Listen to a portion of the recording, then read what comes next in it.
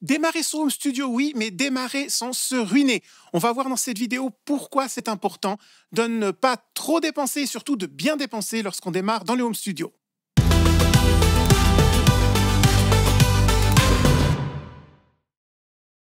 Amis musiciens, bonjour, je suis Thierry de produire-sa-musique.com et je vous aide à créer de la musique de qualité professionnelle dans votre home studio. Alors oui, démarrer son home studio, c'est bien. Comment le démarrer? Comment partir sans forcément trop dépenser, sans forcément trop investir? C'est souvent la question parce qu'aujourd'hui, on a vraiment tellement de choses, tellement de possibilités de logiciels, de matériel, de cartes son, de synthétiseurs, de claviers MIDI, etc., que c'est parfois un peu difficile de se retrouver dans cette jungle. Et c'est vrai que quand on débute, la question, c'est toujours par quoi commencer? Où est-ce que je dois investir? Où est-ce que je vais démarrer? Où est-ce que je peux me permettre d'utiliser mon budget? Parce que certaines choses peuvent coûter assez cher. Et il y a toujours ce risque lorsqu'on démarre, c'est de se démarrer sur quelque chose qui ne nous correspond pas vraiment et de se retrouver par la suite embêté parce qu'on a investi dans du matériel qui ne correspond pas forcément à ce qu'on a envie de faire. Et puis du coup, on ne peut plus acheter du matériel qui correspondrait plus à ce qu'on a envie de faire. Donc, comment est-ce qu'on peut faire pour éviter ces problèmes et pour partir juste du premier coup lorsqu'on ne sait pas exactement encore, qu'on a peu de base, qu'on ne sait pas exactement avec quel logiciel on sera à l'aise, etc. La première chose qui est très importante de savoir, c'est que la plupart des éditeurs de logiciels vous offrent une période d'essai de leur logiciel. Donc, je vous conseille, si vous n'avez pas encore de logiciel de MAO principal, quand je parle donc de logiciel, ça peut être Logic Pro, ça peut être Cubase, ça peut être Ableton Live, etc., etc. Ce que je vous conseille tout simplement, c'est déjà d'aller voir sur le site de l'éditeur et de télécharger la version de démo. Ceci vous permettra tout simplement de voir si le logiciel en lui-même correspond à votre façon de travailler, si vous le trouvez agréable, facile à comprendre, s'il possède les instruments virtuels et les plugins dont vous avez besoin pour démarrer. Donc, c'est vraiment une bonne façon de vous dire est-ce que j'ai besoin de ceci ou est-ce que j'ai besoin de cela. La chose la moins intéressante, je vais dire, c'est d'acheter un logiciel pour dire « Ah, mais je vais en essayer un autre dans 6 mois, ah, puis je vais passer à un autre. » D'une part, ça va vous coûter cher. D'autre part, vous n'allez pas progresser si vous changez tout le temps. Donc, mieux vaut tester au début et se dire « Voilà, j'ai un bon feeling avec celui-ci. » Et ensuite, éventuellement, acheter la version complète et vraiment travailler à fond.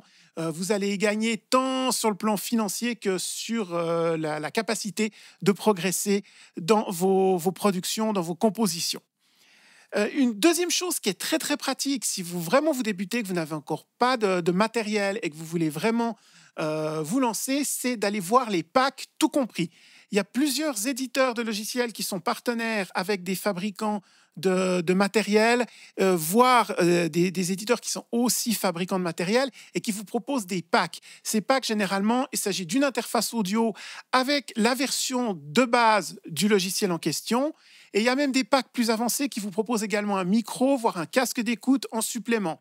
Donc, ceci vous permet très souvent, pour un prix encore relativement abordable, d'avoir un pack vraiment de démarrage. Vous le ramenez chez vous, vous installez le logiciel, vous connectez sur votre ordinateur et vous êtes prêt à démarrer. Dans ces packs, vous avez les instruments virtuels de base, vous avez les plugins de mixage de base, vous avez donc ce micro et vous pouvez immédiatement commencer à travailler sur des productions, à vous enregistrer. Alors, ce n'est pas du haut de gamme, on est d'accord, mais pour faire ces premiers pas, c'est très souvent suffisant.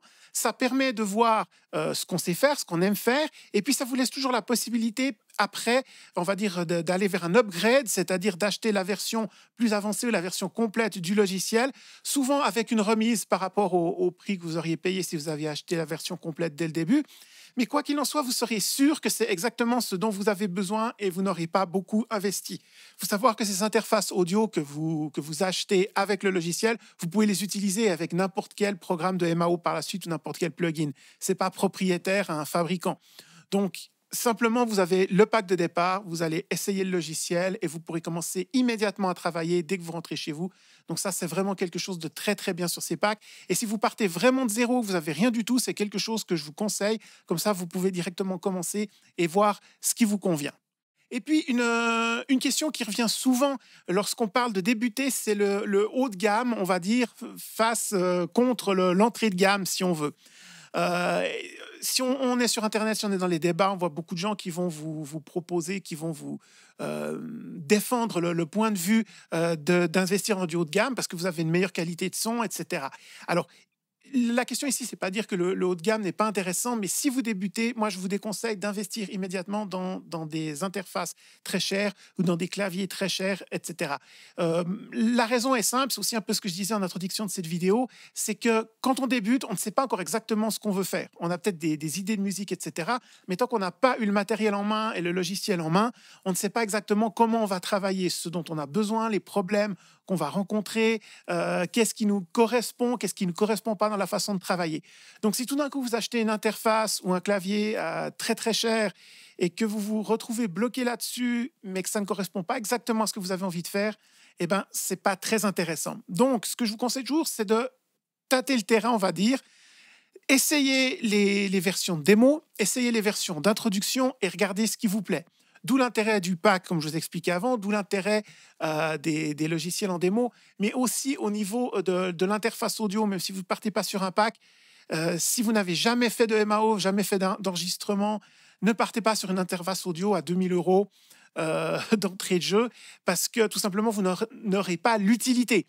La différence entre une interface haut de gamme et une interface entrée de gamme, elle ne va pas s'entendre quand vous débutez. Tant que vous n'avez pas encore les connaissances et l'expérience dans le mixage, dans l'enregistrement, vous n'allez pas entendre cette différence. Cette différence, elle viendra par la suite. Vous aurez le temps, lorsque vous aurez de l'expérience, lorsque vous saurez exactement comment vous voulez travailler, votre façon de faire, votre façon de produire, vous pourrez à ce moment-là vous dire, alors j'ai besoin de telle interface, je vais investir, j'aurai besoin d'un synthé analogique, je vais investir, j'ai besoin d'un super clavier contrôleur MIDI avec toutes les fonctionnalités, toutes les potards, tout ce que je veux dessus, vous pourrez investir à ce moment-là. Mais commencez, on va dire, raisonnablement. Apprenez les bases, ça c'est le plus important. Et quand vous savez ce dont vous avez besoin, à ce moment-là, développez petit à petit les choses les plus importantes pour vous et surtout les choses qui vous permettent de faire avancer la qualité de vos productions. Parce que les connaissances et la façon dont vous utilisez le matériel auront plus d'impact sur la qualité de vos productions que le côté haut de gamme de votre clavier, de votre interface ou quels que soient les instruments que vous utilisez à côté. Ça ne veut pas dire que le haut de gamme ne compte pas, n'est pas intéressant, mais ça veut dire au début, quand vous débutez, c'est vraiment les connaissances et l'expérience de votre matériel qui sont le plus important lorsque vous voulez bien progresser. Alors voilà, pour moi, pour quelles raisons il est important de démarrer, on va dire, son souiné, d'être raisonnable et donc de compléter son studio vraiment selon les besoins petit à petit, plutôt que de collectionner vraiment le matériel et les logiciels sans savoir les utiliser et puis sans être capable d'en tirer le meilleur, parce que c'est finalement ça. Et on va voir ensemble justement à travers ces vidéos comment tirer le meilleur de votre logiciel, même des logiciels les plus simples. On va voir notamment comment travailler avec les plugins en stock des logiciels de MAO. On va voir tout ce qui est possible de faire avec vraiment les choses les plus basiques et comment on peut vraiment améliorer ses productions en travaillant vraiment avec ce qu'on a et en tirant le meilleur à chaque étape avec l'expérience qu'on peut acquérir soi-même en travaillant sur ses propres productions. Voilà, j'espère que cette petite vidéo va vous aider si vous hésitiez encore sur la façon de démarrer, sur la façon de vous lancer. Et puis, comme d'habitude, n'hésitez pas, si vous avez des questions sur le sujet, à les laisser en commentaire. Et puis, j'essaierai d'y répondre dans une prochaine vidéo s'il y a des sujets vraiment importants pour vous. En attendant, je vous souhaite beaucoup de plaisir sur votre matériel et sur votre logiciel de MAO, quel qu'il soit. Et je vous donne rendez-vous dans une prochaine vidéo. À bientôt.